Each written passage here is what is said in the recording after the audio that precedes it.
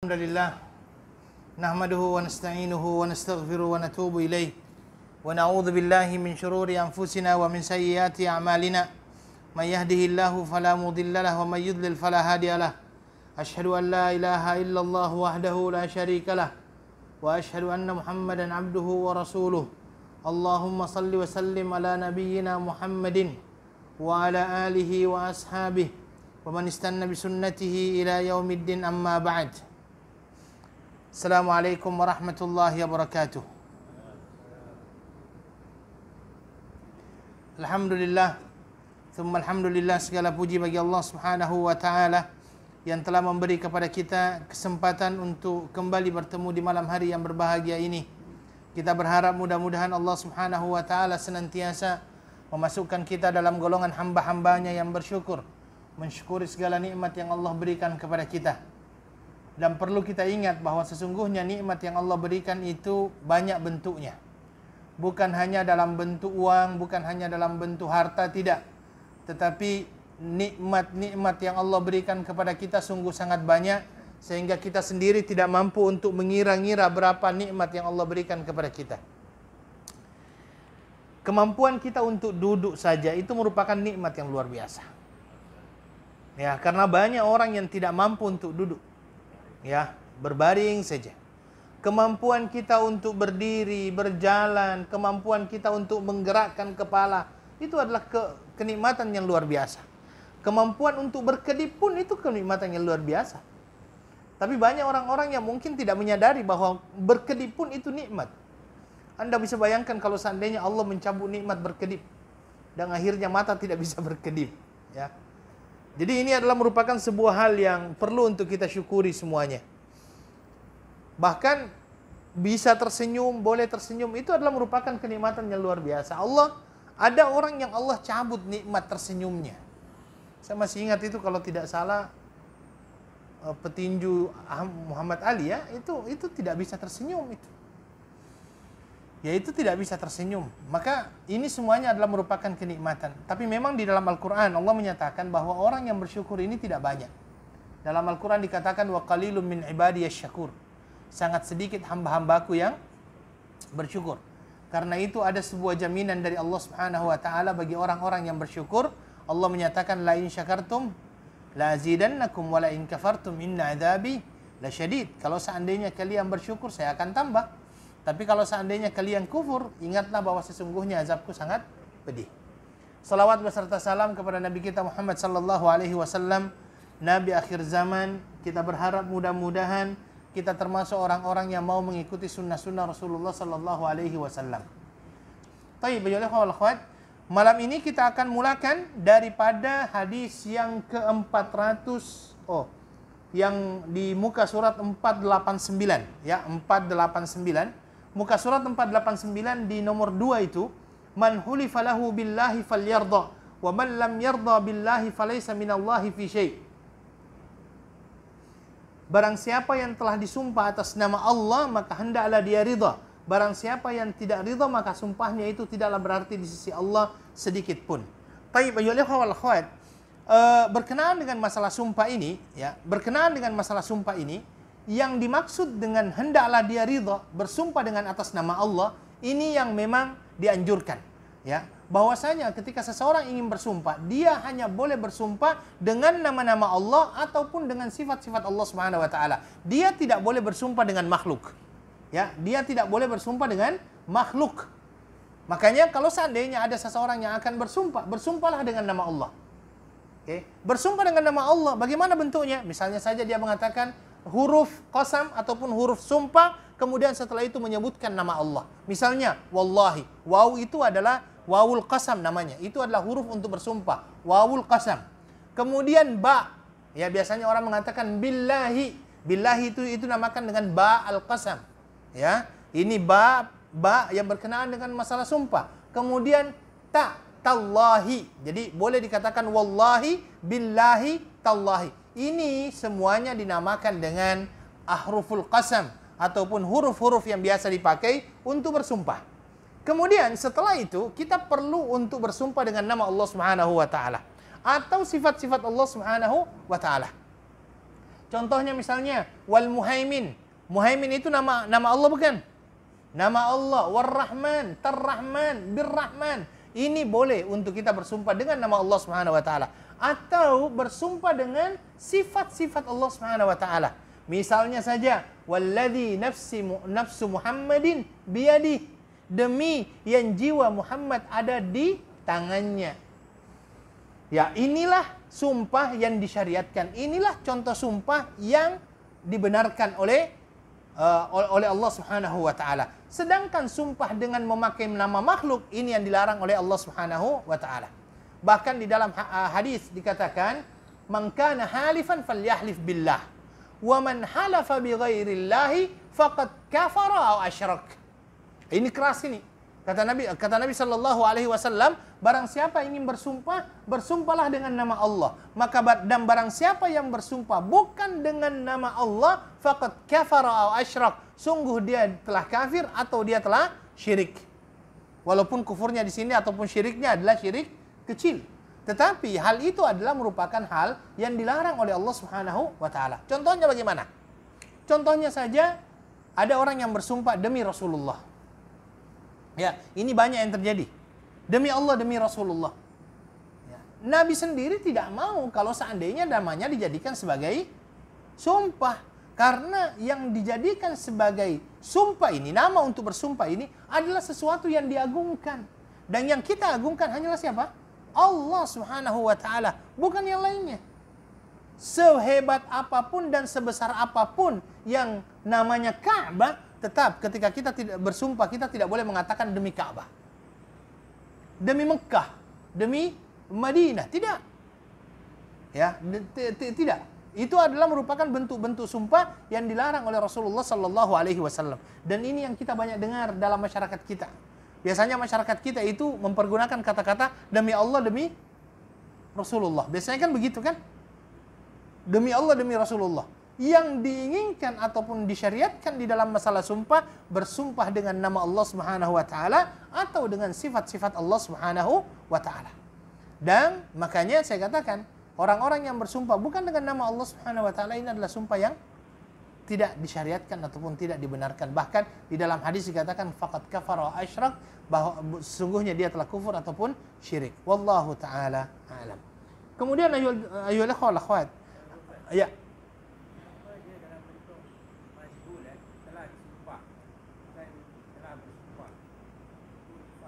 Hulifah. Biasanya kan orang disumpah. Pengambilan sumpah seperti tadi itu disuruh untuk bersumpah. Diminta untuk bersumpah. Makanya dia memakai majhul. Ya, diminta untuk bersumpah. Maka orang-orang yang diminta untuk bersumpah, dia harus mempergunakan nama Allah. Diminta untuk bersumpah. Biasanya kan orang diminta untuk bersumpah. Dan jangan terlalu sering untuk bersumpah kalau seandainya memang kita tidak sanggup untuk melaksanakannya. Karena orang-orang yang bersumpah kemudian dia tidak laksanakan, ada kafarahnya. Ya, ada kafarahnya. Wallahu taala a'lam. Baik, selanjutnya adalah hadis dari Abu Bakar As-Siddiq radhiyallahu an. Ya, qala Nabi sallallahu alaihi wasallam, la yadkhulul jannah khibbun wala mannanun wala bakhilun.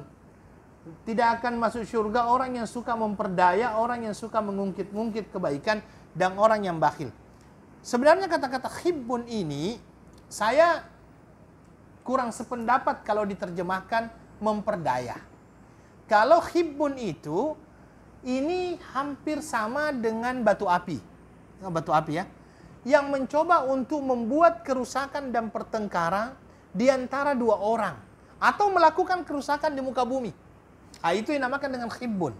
Ya, ini pandangan pribadi saya. Karena saya pernah ketika saya membaca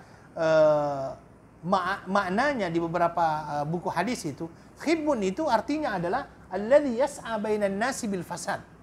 Alladzi yas'a bainan nasi bil fasad artinya apa? Adalah orang-orang yang berusaha untuk membuat kerusakan di antara manusia.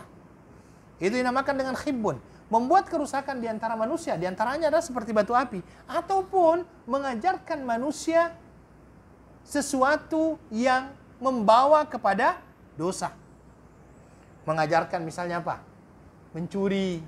Nanti kalau begini, mencurinya begini. Tidak. Ya, itu tidak boleh. Nanti kalau hari Jumat itu kan banyak kasut-kasut cantik itu, ambil satu. Nah ini mengajarkan sesuatu. Ini artinya yas'a bainan nasi bil fasad. Orang yang melakukan keburukan ataupun kejahatan di antara manusia. Ini yang dilarang oleh yang pertama di sini. La yadkhulul jannata khibbun. Kemudian yang kedua adalah wala mannanun. Mannanun istilah artinya apa? Mannan itu di dalam Al-Qur'an dikatakan wala tamnun tastakthir wali rabbika fasbir. Ada juga wala tubtilu sadaqatikum bil manni wal adha. Apa artinya manni wal adha? Al man itu artinya apa? Mannanun itu artinya apa? Mannanun itu adalah orang yang memberi kemudian diungkit-ungkit pemberiannya. Ya, orang yang memberi diungkit-ungkit pemberiannya. Misalnya saja, saya itu kasih dia uang. Ya, takkanlah begini saja dia tak tolong saya. Biasanya kan seperti itu. Jangan diungkit-ungkit. Apa yang Anda berikan selesai. Ya, apa yang Anda berikan selesai. Lupakan kebaikan kita kepada orang lain. Ya, lupakan kebaikan kita kepada orang lain. Dan ya, senantiasa mengingat kebaikan orang lain kepada kita. Begitulah sebenarnya kita perlu untuk senantiasa agar bisa menjadi orang yang bahagia. Menjadi orang yang bahagia itu, kebaikan orang lain kepada kita senantiasa ingat. Tetapi kebaikan kita kepada orang lain sudahlah, biar Allah Subhanahu wa taala yang memberikan pahalanya. Makanya ada kata-kata mannan. Mannan itu adalah orang-orang yang sudah memberi, kemudian setelah itu diungkit-ungkit pemberiannya. Apalah nih, saya sudah beri dia. Kemarin saya bantu dia 500, kalau bukan saya, takkanlah dia. Ini tak boleh. Ini namakan dengan mannan. Ini namakan dengan mannan. Kemudian wala bakhilun, dan juga adalah orang-orang yang bakhil. Ya, orang-orang yang bakhil. Bakhil itu adalah orang-orang yang tidak mau berbagi. Padahal Allah Subhanahu wa taala memberikan kepada dia kelebihan rezeki. Makanya di dalam Al-Qur'an juga dikatakan bahwa salah satu tanda orang-orang yang beriman dan bertakwa itu adalah orang-orang yang mau memberi. Wasari'u ila maghfiratin min rabbikum wa jannatin arduha as-samawati wal ardu 'iddat lil muttaqin alladzina yunfikuna fis sarra'i wad dharra wal kadhimina al ghaidha wal afina 'anil nas wallahu yuhibbul muhsinin. Di situ dikatakan salah satu tanda orang-orang yang bertakwa itu adalah yunfikun. Orang yang berinfak fis sarra'i wad dharra, baik dalam keadaan gembira maupun di dalam keadaan susah. Ya, senang susah dia tetap berinfak. Dan di dalam sebuah hadis yang menyatakan adanya 7 golongan yang akan mendapatkan perlindungan di mana tidak ada perlindungan kecuali perlindungan dari Allah, salah satunya adalah rajulun tasaddaqa bi yaminihi fa akhfaha hatta la ta'lamu shimaluhu ma anfaqa yaminuhu. Seseorang yang berinfak dengan tangan kanannya sampai-sampai tangan kirinya tidak mengetahui apa yang diberikan oleh tangan kanannya. Makanya ini perlu. Ini perlu untuk kita senantiasa perhatikan. Dan ayolah ikhwah, hadis selanjutnya itu dikatakan kafa bil mar'i itsman ayyuhaddits bukan. Ada yang tidak dimasukkan di sini.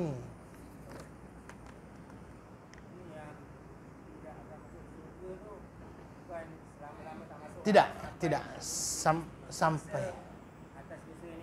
Betul. Ya.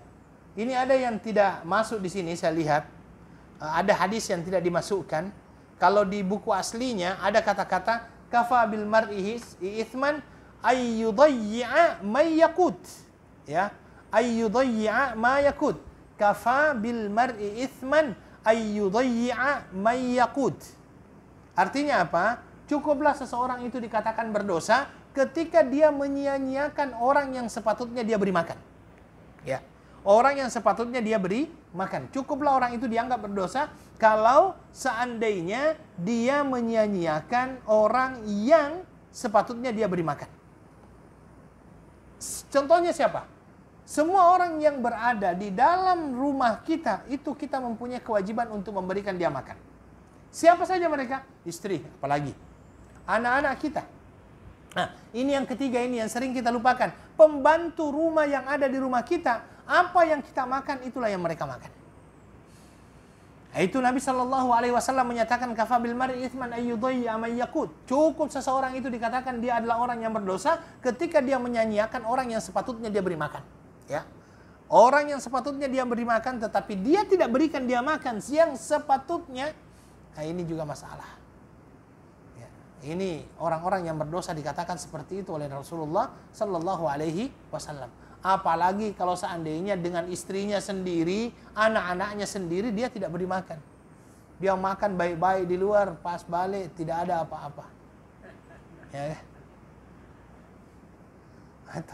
Atau mungkin saja dalam satu hari hanya dikasih $5. Nih $5 untuk 1 bulan. Nah, ini juga tak mungkin. Jadi ini yang disampaikan oleh Rasulullah Sallallahu Alaihi Wasallam. Kafa bil mar'i ithman ay yudayya man yaqut. Hati-hati. Cukup seseorang itu dikatakan dia adalah orang yang berdosa ketika dia menyia-nyiakan orang yang sepatutnya dia beri makan, tetapi dia tidak memberikan kepadanya makanan. Makanya kalau di dalam berkeluarga itu, ya, cukup kalau ada sama-sama dimakan, kalau seandainya memang tidak ada sama-sama ditahan. Ya itu harus bisa menjadi satu pegangan itu. Cukup sama-sama kita makan, tidak ada sama-sama ditahan. Sedikit disyukuri, banyak banyak disyukuri, sedikit disabari. Karena memang ya seorang mungkin berbeda-beda kan. Tapi disinilah pentingnya kita betul-betul mempunyai tanggung jawab. Bahwa tanggung jawab kita adalah bagaimana orang-orang yang ada di rumah itu merasakan apa yang kita rasakan. Taib. Selanjutnya adalah kafa bil mar'i itsman ay yuhadditsa bi kulli ma sami'. Ada lagi nih. Cukuplah seseorang itu dikatakan berdosa kalau seandainya dia ya menceritakan setiap apa yang didengarnya. Ayyuhal ikhwah, ini hati-hati. Terkadang ada orang yang share kepada kita sesuatu untuk agar kita jaga rahasianya. Jangan sampai menjadi ember bocor. Tahu ya ember bocor? Baldi bocor itu, baldi bocor. Kemana-mana diceritakan. Orang kadang-kadang bercerita kepada kita, itu hanya untuk kita. Dia minta kita untuk jaga. Biasanya kan ada orang seperti itu. Jangan, tolong dijaga ya. Makanya kalau ada orang setiap apa yang dia dengar dia ceritakan, biasanya lebih banyak dosanya itu. Kenapa banyak dosanya? Kalau perkataan tersebut tidak ditambah, dikurangi. Tapi kebanyakannya sih ditambah. Lebih banyak ditambahnya daripada dikuranginya. Kalau orang Indonesia mengatakan itulah kenapa dikatakan gosip. Gosip itu semakin digosok, semakin sip. Ya, semakin digosok katanya semakin sip. Semakin ditambah, Masya Allah. Makanya Nabi SAW menyatakan, menceritakan saja seperti apa yang kita dengar. Itu dikatakan cukup orang itu dianggap sudah berdosa. Apalagi kalau tambah-tambah. Apalagi kalau sudah ditambah-tambah. Karena itulah ayyuhal akhwat. Ada yang dinamakan kalau di dalam Islam itu kita dinamakan dengan ghibah. Menceritakan sesuatu di belakang seseorang. Itu kalau menceritakan sesuatu di belakang seseorang, terkadang tambahannya lebih banyak daripada aslinya. Ya, terkadang tambahannya lebih banyak daripada aslinya. Karena tambahannya itulah. Orang menceritakan dia sudah sampai Z. Ya. Orang baru ceritakan dia sudah sampai Z. Kebanyakannya seperti itu. Makanya Nabi Shallallahu Alaihi Wasallam mengatakan, kafa bil mar'i itsman ay yuhadditsa bi kulli ma sami'. Dan ayolah ikhwah, jangan juga setiap perkataan itu harus disampaikan. Karena itulah para ulama mengatakan apa? Likulli maqalin maqamun wa likulli maqamin maqalun. Setiap perkataan ada tempatnya dan setiap tempat ada perkataannya. Ya. Setiap perkataan ada tempatnya dan setiap tempat ada perkataannya. Kita juga perlu tahu kepada siapa kita berbicara. Kita juga perlu tahu kepada siapa kita menyampaikan. Ketika saya berbicara di depan orang kaya, mungkin saya yang lebih tepat kalau seandainya menyampaikan kepada dia keutamaan berinfak, bersedekah. Tetapi di depan orang-orang miskin yang satu harinya saja dia tidak tahu mau makan apa, saya ceritakan tentang keutamaan berinfak, bersedekah, masuk tidak? Palingan dia bilang, saya mau makan, saya susah mau disuruh bersedekah lagi. Ya kan? Makanya setiap tempat ada perkataannya dan setiap perkataan ada tempatnya. Di depan di dalam jail misalnya, yang saya ceritakan berkenaan dengan masalah apa? Ya, ya otomatis keutamaan istighfar. Karena dia adalah orang-orang yang mungkin melakukan yang namanya kesalahan. Nah, ini perlu untuk kita sampaikan seperti kepada siapa kita menyampaikannya. Wallahu ta'ala alam. Taib, ayo ikhwah, selanjutnya adalah ayat dari di dalam Al-Quran surah Al-Hadid. Ayat yang 24 masih berkenaan dengan masalah bukhil, al-bukhl ataupun kebakhilan.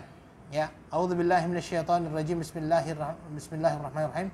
Alladzina yabkhaluna wa ya'muruna an-nasa bil bukhli wa may yatawalla fa innallaha huwal ghaniyyul hamid.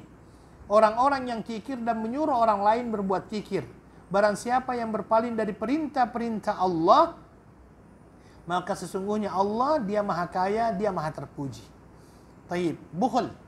Kemudian di dalam ayat selanjutnya itu dikatakan, ha antum haula'i tud'auna litunfiqu fi sabilillah faminkum may yabkhal wa mimman may yabkhal fa inna ma yabkhalu an nafsi wallahul ghani wa antumul fuqara. Ingatlah, kamu adalah orang-orang yang diajak untuk menginfakkan hartamu di jalan Allah. Lalu di antara kamu ada yang kikir, bakhil. Dan barang siapa yang kikir, maka sesungguhnya dia kikir terhadap dirinya sendiri. Dan Allah lah yang maha kaya dan kamulah yang memerlukan karunia-Nya, membutuhkan karunia-Nya. Di dalam Al-Quran juga surah Al-Lail dikatakan, wa amma man bakhila wastaghna wa kadzdzaba bil husna fasanuyassiruhu lil usra wa ma yughni anhu maluhu idza taradda.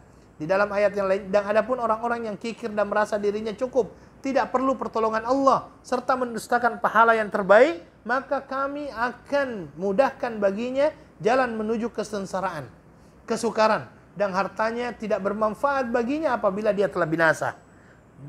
Selanjutnya, ma'agna anni maliyah. Ya, hartaku sama sekali tidak berguna bagiku. Ma'agna ankum jam'ukum wa ma kuntum tastakbirun. Harta yang kamu kumpulkan dan apa yang kamu sombongkan ternyata tidak ada manfaatnya buat kamu. Kemudian dikatakan, wa may yuqa syuhha nafsihi faulaika humul muflihun. Dan barang siapa yang dijaga dirinya dari kekikiran, merekalah orang-orang yang beruntun. Ayo ikhwah, hadis, ayat-ayat yang kita bacakan di atas berkenaan dengan kebakhilan. Berkenaan dengan kebakhilan. Al-bukhlu, bakhil, yang tidak mau menginfakkan hartanya di jalan yang telah ditunjukkan oleh Allah Subhanahu wa ta'ala. Yang pertama, ya ikhwal akhwat, manusia itu diberikan oleh Allah kecintaan terhadap harta. Itu adalah manusiawi. Kalau seandainya ada orang yang suka dengan harta, uang, ya uang itu adalah hal yang biasa, manusiawi.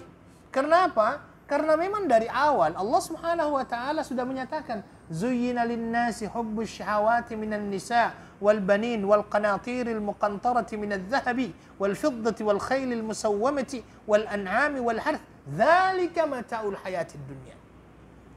Ya, Allah memberikan perhiasan, menghiaskan di dalam diri manusia kecintaan. Kecintaan terhadap apa? Hubbus syahawat minan nisa, wanita atau pasangan. Wal banin, anak-anak, wal qanatiril muqantarah, harta benda, minadh dhahab, apa dhahab?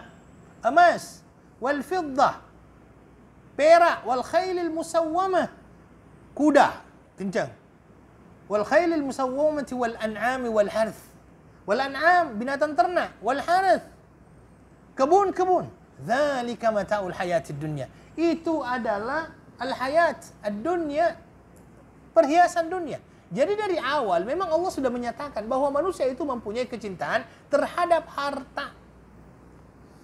Maka dari itu pemahaman berkenaan dengan masalah harta ini harus perlu diluruskan sesuai dengan apa yang disampaikan oleh agama. Agama mengatakan apa? Berkenaan dengan masalah harta ini adalah wa fi amwalikum haqqum ma'lum lis-sa'ili wal mahrum. Ini konsep harta. Jadi berkenaan dengan masalah konsep harta, ini ayatnya. Wa fi amwalikum haqqum ma'lum. Di dalam harta kalian ada hak orang lain. Konsepnya ini. Ya. Jadi ketika kecintaan terhadap harta itu ada, Allah juga memberikan konsep berkenaan dengan masalah harta, bahwa sesungguhnya harta itu bukan milik pribadi sahaja. Dan harta yang kita kumpulkan ini belum tentu juga milik kita. Harta yang sebenarnya itu adalah apa yang kita makan habis, apa yang kita pakai selesai, dan apa yang kita infakkan. Itulah harta sebenarnya kita, yang akan kita temukan nanti di akhirat. Ya, yang akan kita temukan nanti di akhirat. Itulah harta kita. Sedangkan harta yang ada di dalam kocek kita sekarang belum tentu menjadi harta kita. Sampai kita memakainya. Sampai kita menginfakkannya. Makanya di dalam ayat tersebut di atas ini yang saya bacakan tadi, itu semuanya berbicara berkenaan dengan masalah kebakhilan. Dan Allah mengecam orang-orang yang berbuat kebakhilan. Oh, Allah Subhanahu wa taala tidak menyukai orang-orang yang bakhil. Kenapa? Karena otomatis dia merasa pemilik daripada harta tersebut. Padahal itu adalah sebuah titipan. Makanya di dalam ayat ini Allah Subhanahu wa taala menjelaskan kepada kita, bahkan di dalam ayat wa amma man bakhila wastaghna, bahwa orang bakhil itu adalah orang yang merasa dirinya cukup sehingga dia seolah-olah tidak merasa perlu dengan pertolongan daripada Allah Subhanahu wa taala. Biasanya orang yang banyak harta dialah yang sombong. Orang yang banyak harta dialah yang sombong. Karena kalau orang miskin sombong itu jelas itu berkena 2 kali lipat itu dosanya itu. Sudah miskin sombong lagi. Itu dua kali lipat dosanya itu. Karena biasanya orang yang sombong itu adalah orang yang ada. Orang yang punya harta biasanya sombong. Ya, dia karena punya harta, makanya dikatakan di sini wa amma man bakhila wastagna. Orang yang punya harta dia bakhil, istaghna. Istaghna itu apa? Seolah-olah tidak memerlukan Allah dalam hidupnya. Karena dia hanya berpatokan kepada apa? Hartanya. Boleh diatur, aturable. Boleh diatur. Jadi semuanya seperti itu. Mungkin ada permasalahan, boleh diatur. Semuanya bisa diatur. Ini yang masalah ini. Ya, ini yang masalah. Makanya di dalam hadis juga dikatakan, kalau seandainya Allah Subhanahu wa taala memberikan seseorang manusia 1 lembah, semuanya apa? Emas. 1 lembah emas ini banyak tidak? Banyak. Latamanna thaniyah. Latamanna thaniyah. Dia akan bercita-cita untuk dapatkan 2 lembah. Kalau diberikan 2 lembah, latamanna thalithah. Dia akan menginginkan yang 3 dan begitu seterusnya. Bahkan di dalam dikatakan wa ma yashba'u dan tidak ada yang bisa mengenyangkan perutnya kecuali setelah dia masuk ke dalam kubur. Makanya di dalam Al-Quran juga dikatakan begitu. Alhaakumut takatsur hatta zurtumul maqabir. Kalian telah dilalaikan dengan berbanyak-banyakan. Dilalaikan dengan berbanyak-banyakan, bermegah-megahan. Sampai kapan dilalaikan? Zurtumul maqabir. Hanya kuburan yang mampu menghentikan kesombongannya. Di dunia dia tidak mampu dihentikan kesombongannya, kubur juga yang hentikan. Ya, kubur juga yang hentikan kesombongannya. Hatta zurtumul maqabir. Sampai kalian mengunjungi ataupun dimasukkan ke dalam kubur. Ya, sampai kalian dimasukkan di dalam kubur. Jadi di situ magna anni maliyah, dan ketika dia sudah masuk di dalam kubur, jawab perkataan mereka apa? Magna anni maliyah, hartaku yang saya kumpulkan ketika di dunia itu tidak ada manfaatnya sama sekali di akhirat. Kalau seandainya tidak diinfakkan di jalan yang benar. Dia akan bermanfaat kapan? Infakkan di jalan yang benar.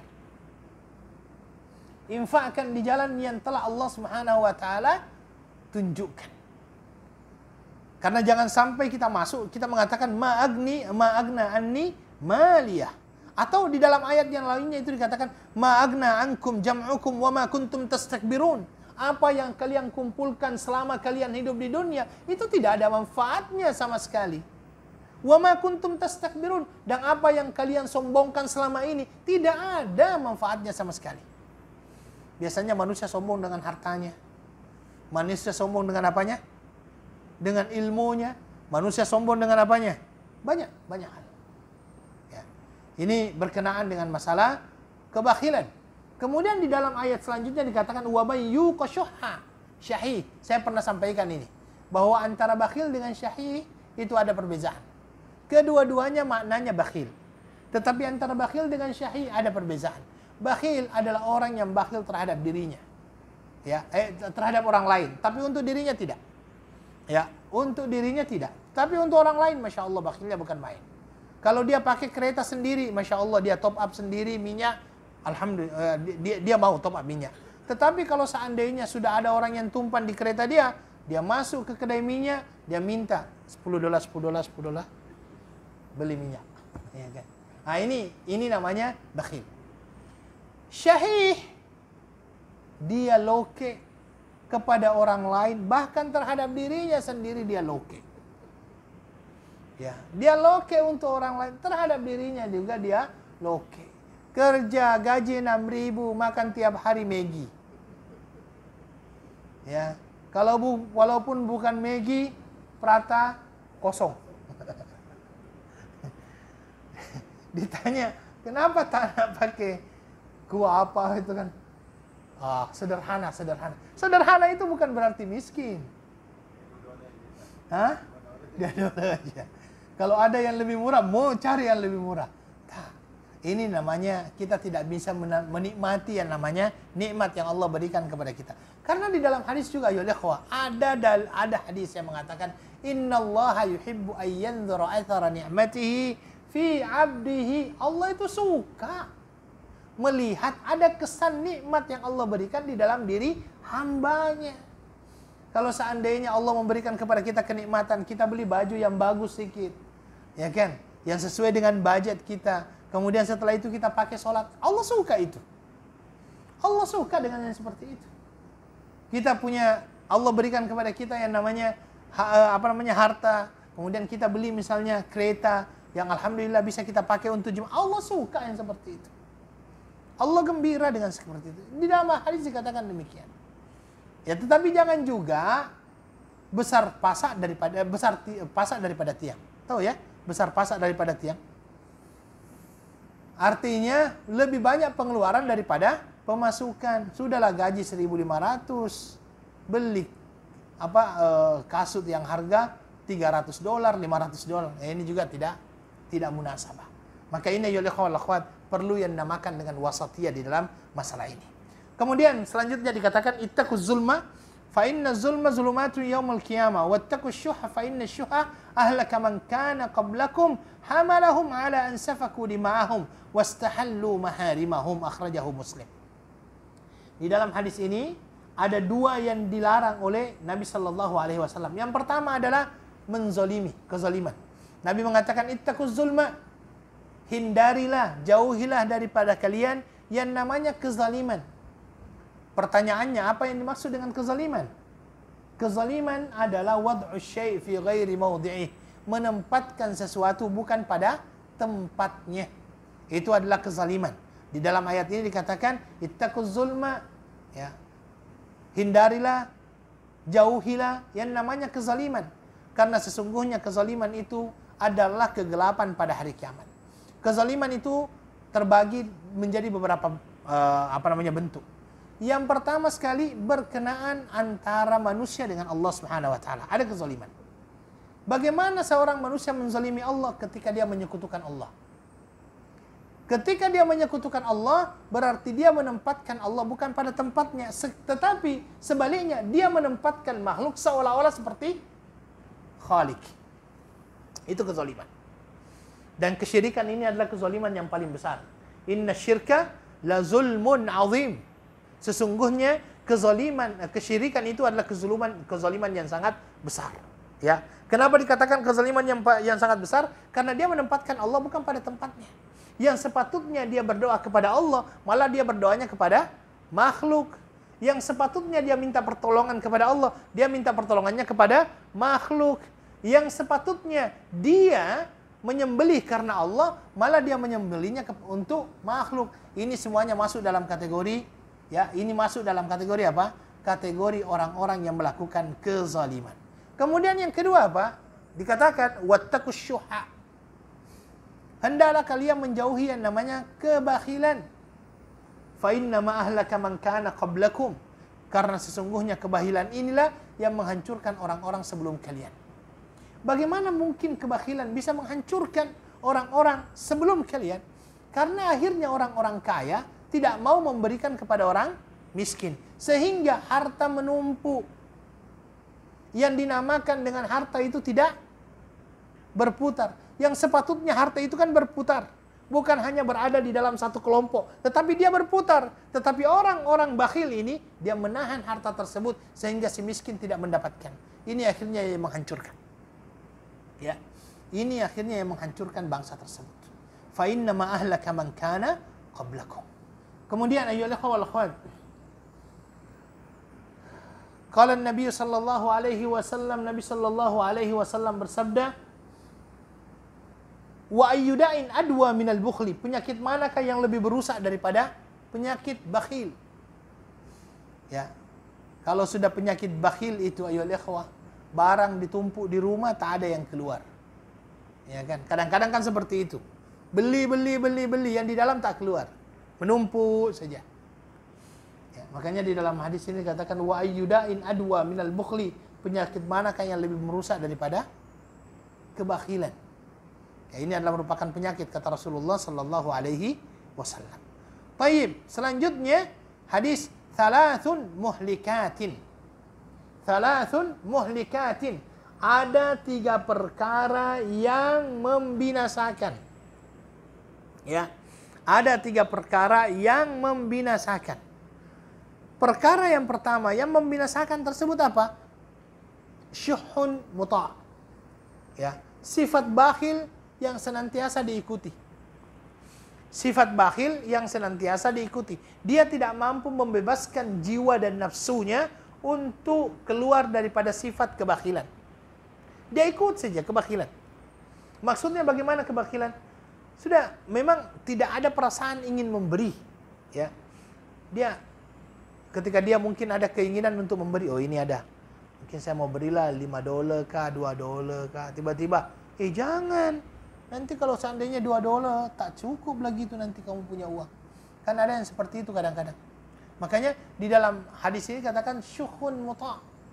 Ya, kebakhilan yang senantiasa diikuti. Maka itulah ya ikhwan wal akhwat, orang yang bersedekah paling baik apa? Kapan?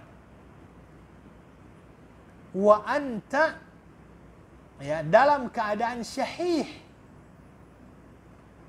Bersedekah yang paling baik itu adalah engkau berinfak dalam keadaan engkau syahih. Syahih itu artinya sangat-sangat pelit dan sangat-sangat perlu. Ya. Sangat-sangat pelit dan sangat-sangat perlu. Ketika kita mampu untuk berinfak seperti itu adalah infak yang terbaik. Makanya di dalam Al-Quran itu dikatakan lan tanalul birra hatta tunfiqu mimma tuhibbun. Kalian sekali-kali tidak akan mendapatkan kebaikan sampai kalian menginfakkan sesuatu yang kalian cintai. Yang kalian cintai. Oh itu memang susah untuk menginfakkan sesuatu yang masih kita cinta.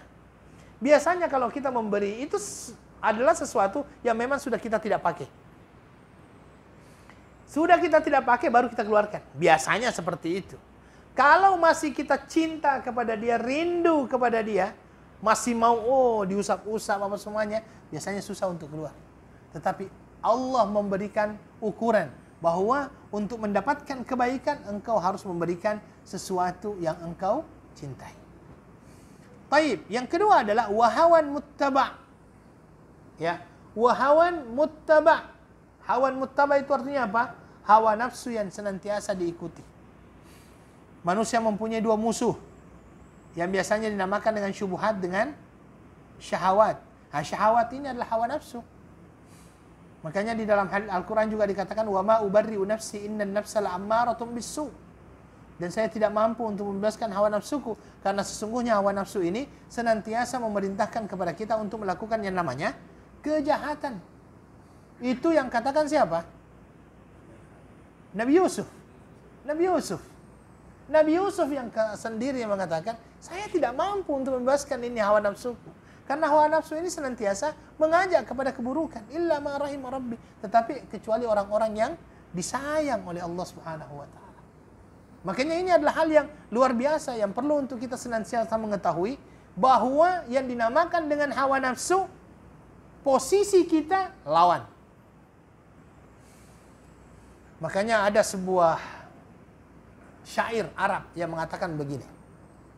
Wa khalifin nafsa wa syaitana wa'sihima wa inhuma mahadakan nusra fattahimi. Wa khalifin nafsa wa syaitana wa'sihima. Hendaklah engkau senantiasa berbeza, menyelisihi syaitan dengan hawa nafsu. Wa'sihima, kalau perlu engkau jangan taati sama sekali dua itu. Syaitan dengan apa? Hawa nafsu. Wa in huma mahadakan nusha fattahimi. Kalau seandainya syaitan atau hawa nafsumu seolah-olah memberikan kamu nasihat, jangan husnudzon dengan nasihatnya, harus suudzon. Nah, ini nafsu ini yang menyuruh, jangan-jangan. Ya, seperti itu. Itu yang dikatakan oleh para ulama, wa'sihima. Hendaklah kamu bermaksiat terhadap keduanya, yaitu hawa nafsu dengan syaitan tersebut. Ya, karena hawa nafsu ini senantiasa mengajak kepada perbuatan-perbuatan yang tidak diridhai oleh Allah Subhanahu wa taala. Dan yang terakhir, wa ijabu kullu dzi ra'yin bi ra'yihi, dan orang yang merasa takjub dengan pendapatnya. Orang yang sombong dengan apa yang dia miliki. Orang yang bangga diri. Saya memang hebat ya. Kalah semua itu, saya lah yang paling hebat. Nah ini. Karena itu ada pepatah Arab yang mengatakan ijabur rajuli bi nafsihi unwanu du'fi aklihi. Orang yang senantiasa bangga terhadap dirinya, itu tanda akalnya pendek. Ya, artinya tanda orang bodoh itu yang senantiasa bangga dengan dirinya. Woi, kalau bukan saya, mana boleh jadi begini. Ya, sepatutnya kan dalam kerendahan hati ada ketinggian budi. Biasanya orang mengatakan demikian. Makanya rendah hati itu penting. Tawadhu, harus tawadhu. Rendah hati, bukan rendah diri ya, tapi rendah hati. Rendah hati penting. Jangan sampai merasa sombong. Ya. Dan biasanya orang yang senantiasa bangga dengan apa yang dia miliki itu, dia ingin senantiasa bicara. Sedikit-sedikit bicara. Sedikit-sedikit bicara. Orang berbicara, dia tantang bicaranya. Nah, ini seperti itu. Ijabur rajuli bi nafsihi unwanu du'fi aklihi. Baik, ayyuhal wal akhwat. Kemudian di dalam hadis ini dikatakan wa iyyakum wal hasad fa innal hasad ya'kulul hasanat kama ta'kulun narul khatab, ya. Di situ dikatakan hendaklah kalian menghindarkan diri dari perkara dengki, sifat dengki. Kenapa? Karena sesungguhnya kedengkian itu akan memakan kebaikan sebagaimana yang namanya api memakan kayu bakar. Kayu bakar. Baik, ayyuhal ikhwah wal akhwat. Hasad ini ada beberapa tingkatan. Tingkatan yang paling buruk, ya, tingkatan yang paling buruk adalah iri terhadap kenikmatan yang didapatkan oleh orang lain dan dia berusaha untuk melenyapkan kenikmatan tersebut dari orang itu. Ini adalah hasad yang paling buruk.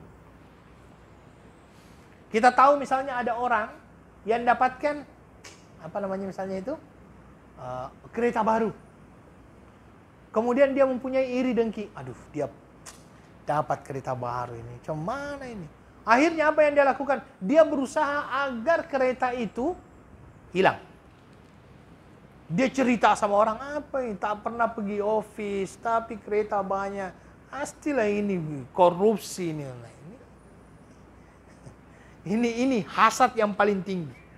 Orang seperti ini, orang yang paling sengsara hidupnya. Kenapa? Karena dia tidak pernah, kalau dia bercermin, yang dia lihat orang lain saja di cermin itu. Dia tidak pernah sadar diri. Ini adalah orang yang paling sengsara hidupnya. Karena hidupnya senantiasa tergantung kepada orang lain. Orang lain dapat sesuatu, dia yang sibuk. Ya. Sampai orang itu yang paling buruk. Yang kedua, ada orang yang iri, ya, ada orang yang iri dan dia ingin seperti orang tersebut. Ya. Ada orang yang mempunyai, dia ingin seperti orang tersebut, tetapi dia tidak inginkan kenikmatan itu pergi dari orang itu. Ya, ini oleh para ulama dikatakan tidak mengapa. Jadi misalnya, ya, siapa misalnya saya berikan contoh di sini, Pak Razak misalnya, dia punya kereta baru. Ya, saya ingin juga punya kereta seperti keretanya si Razak. Hanya saja, saya hanya ingin saja sama, tapi saya tetap inginkan kereta itu ada sama dia. Saya tidak mau kereta itu hilang dari dia. Ini di bawahnya yang pertama tadi. Kemudian ada iri yang diperbolehkan. Tapi bukan hasad namanya, tetapi namanya ghibthah. Hasad yang diperbolehkan ini dalam dua hal. Yang pertama, kita hasad iri terhadap orang yang Allah berikan kepadanya ilmu. Ya, kita boleh. Tapi bukan berarti hilang ilmunya, hilang. Jangan. Nah, jadi kita ingin seperti dia. Ini diperbolehkan. Kemudian yang kedua, dalam masalah harta. Tetapi bukan hartanya. Bagaimana orang itu berinfak kepada orang lain. Jadi kita iri itu kepada infaknya, bukan kepada hartanya. Seperti yang dilakukan oleh penduduk kota Madinah di zaman Nabi Shallallahu Alaihi Wasallam yang miskin-miskin itu. Sehingga dia datang kepada Nabi Shallallahu Alaihi Wasallam mengatakan apa? Zahaba ahlul dusur biujurihim. Ya Rasulullah, orang kaya banyak ini pahalanya ya Rasulullah. Kenapa banyak pahalanya? Mereka ini ada harta, mereka berinfak. Kami tidak ada harta. Kami tidak bisa berinfak. Kata Nabi, oke. Kemudian akhirnya diajarkan oleh Nabi beberapa zikir. Beberapa zikir diajarkan oleh Nabi. Kalian baca zikir ini. Ternyata zikir ini pun dihafal oleh orang kaya. Dia datang lagi kepada Nabi, ya Rasulullah, mereka juga sudah pandai zikir yang kamu ajarkan. Kata Nabi, dzalika fadlullahi yu'tihi may yasha. Begitulah Allah akan memberikan karunia-Nya kepada siapa yang Allah kehendaki. Hasad yang pertama inilah yang dikatakan ya'kulul hasanat kama ta'kulun narul hatab. Kenapa ya'kulul hasanat kama ta'kulun narul hatab? Karena kalau orang sudah dengki yang tingkat pertama tadi, ya, yang inginkan nikmat itu hilang daripada orang tersebut, dia akan berusaha sekuat tenaga agar orang itu memang kehilangan nikmat yang dia dapatkan. Bagaimana caranya? Dengan berbagai macam cara. Ya. Dengan berbagai macam cara. Diceritalah, difitnahlah, di inilah, di itulah. Tidak punya, dia betul-betul tidak bangun pagi itu, dia tidak fikirkan dosanya. Yang dia fikirkan adalah, cuman dia kereta baru lagi ini. Cuma ini yang dia fikirkan. Makanya ya'kulul hasanat kama ta'kulun narul hatab. Selanjutnya masih ada ya. Sedikit lagi. InsyaAllah kita akan mulakan 2 minggu yang akan datang dengan ini. Ini berkenaan dengan dosa orang yang lalu di depan orang yang melaksanakan sholat. Dan ini termasuk dosa yang dianggap biasa. Tetapi perlu saya sampaikan. Kalau seandainya orang itu berjamaah, boleh tak dia lalu? Kalau seandainya dia memang perlu keluar, dia boleh keluar. Tetapi kalau seandainya dia misalnya sholat sendiri, itu tidak boleh. Makanya itulah perlunya disunnahkan yang dinamakan dengan sutra, ya, sutra. Oke, di sini dikatakan lau ya'lamul marru baina yadil musalli madza alaihi lakana ayyakifa arba'ina khairan lahu. Kalau saja orang yang lalu di hadapan orang yang sedang sholat mengetahui dosanya, tentu ia berdiri menunggu selama 40. Di sini sebenarnya tidak dikatakan 40 tahun. Tidak juga dikatakan 40 hari, karena Nabi hanya mengatakan 40. Tetapi para ulama ada yang mengatakan dia adalah 40 tahun. Ya, arba'ina sana. 40 tahun lebih baik daripada lalu di hadapan orang yang melaksanakan sholat tersebut. Sehingga apabila seseorang sholat, dan ada orang yang lalu di hadapannya, apa yang dia lakukan? Ini yang kedua hadisnya. Idza shalla ahadukum ila ma yasturuhu minan nas, fa arada ahadun an yashtadha baina yadayhi falyadfa fi nahri. Fa in aba falyuqatilhu fa innama huwa syaitan. Apabila salah seorang di antara kalian sedang salat menghadap sutra yang membatasi ia dengan manusia yang menghalangi orang lain lewat, maka apabila ada seorang yang ingin lalu di hadapannya, hendaklah ia mencegahnya dengan cara menahan lehernya. Kalau seandainya ia melawan, maka perangilah dia karena sesungguhnya ia adalah syaitan. Dalam riwayat yang lainnya dikatakan fa'in aba falyuqatilhu fa inna ma'ahul qarin. Kalau seandainya dia melawan, maka perangilah dia karena sesungguhnya ia diiringi oleh qarin, jin pendamping. Taib ayyuhal ikhwah wal akhwat. Tetapi ayyuhal ikhwah, ini baru bisa diterapkan kalau orang itu memang paham. Karena hampir kebanyakannya daripada orang itu tidak paham ini. Dan terus terang, saya itu pernah lihat ada orang yang ketika dia lalu ditahan. Yang satunya bilang begini, orang yang sholat juga. Saya bilang antara yang menegur dengan yang ditegur sama-sama ini. Dan ini terjadi di Masjid Nabawi. Ini terjadi di Masjid Nabawi. Yang melakukan ini orang Arab lagi. Jadi, astagfirullah. Inilah yang terjadi. Oh iya, betul. Ini dikarenakan memang tidak mengetahui, tidak paham. Saya katakan banyak orang yang tidak paham masalah ini. Ya, banyak orang yang tidak paham masalah ini. Maka yang paham ini tolong sampaikan kepada yang tidak paham bahwa ini adalah cara yang Islam sampaikan kepada kita agar orang itu mencegah orang itu agar tidak berdosa kan. Tapi memang tidak banyak yang tahu masalah ini. Hadis terakhir insyaallah, hadis Wan Nabi Hurairah radhiyallahu an qala Rasulullah sallallahu alaihi wasallam walladhi nafsi biyadihi la tadkhuluna al-jannata hatta tu'minu wa la tu'minu hatta tahabbu awala adullukum ala syai'in idza fa'altumuhu tahabbtum bainakum afsus salama bainakum. Artinya dari Abi Hurairah radhiyallahu an, Nabi sallallahu alaihi wasallam bersabda, tidak demi yang jiwaku ada di tangannya. Ini sumpah ya, dengan sifat-sifat Allah. La tadkhuluna al-jannata hatta tu'minu. Kalian tidak akan pernah masuk ke dalam surga Allah sampai kalian beriman.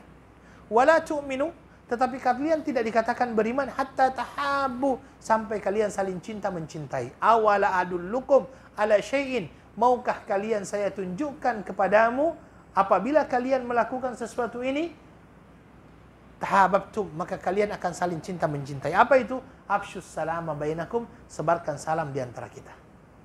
Kalau ada orang yang bertanya, Ustadz, ini mana yang dosa besarnya? Dosa besarnya itu saling membenci. Karena di sini kan dikatakan, kalian tidak akan masuk surga sampai kalian mencintai. Lawan katanya, kalau kalian saling membenci, ya tidak masuk surga. Cara memahaminya begitu. Makanya yang termasuk dosa besar adalah apa? Membenci antara satu saudara dengan saudara yang lainnya. Ya. Karena di dalam hadis juga dikatakan, la yahillu limri'in ay yahjuru akhahu fawqa thalathi layalin fayuridu hadha wa yuridu hadha wa khairuhuma man yabda'u bis salam. Tidak halal. Artinya tidak halal artinya apa? Haram. Ini Nabi hanya mempergunakan kata yang lembut. Nabi mengatakan tidak halal. Kalau artinya tidak halal ya haram. Soalnya kan seperti itu. Tapi hanya Nabi mempergunakan kata yang lembut. Tidak dihalalkan seseorang tidak berbicara dengan saudaranya Muslim dengan penuh kebencian lebih daripada 3 hari. Kalau bertemu, yang satunya berpaling, yang satunya buang muka. Nabi mengatakan sebaik-baik di antara mereka berdua adalah yang memulakan dengan salam. Nah, itu yang dikatakan oleh Rasulullah sallallahu alaihi wasallam. Maka mencintai saudara sesama muslim ini adalah sesuatu yang disunnahkan oleh Rasulullah sallallahu alaihi wasallam. Sunnah yang banyak ditinggalkan sekarang adalah sunnah ukhuwah satu. Sunnah yang kedua, sunnah memberi salam. Biasa kalau kita ketemu ya hai gitu kan. Padahal yang disunnahkan adalah apa? Assalamualaikum. Wallahu ta'ala alam. Saya kira itu yang bisa kami sampaikan.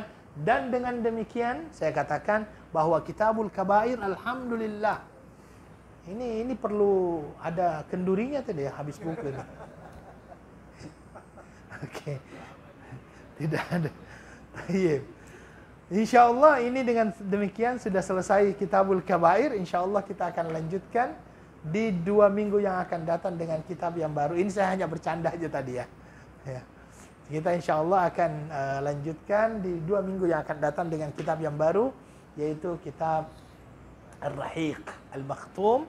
Ini insya Allah sudah diterjemahkan ke dalam bahasa Indonesia, bahasa Melayu, bahkan bahasa Inggris. Ya, silahkan kalau seandainya ada yang lebih selesa dengan bahasa Inggris, beli yang versi Inggrisnya juga ada. Ya, maka dari itu insya Allah kita akan lanjutkan 2 minggu yang akan datang dengan kitab baru.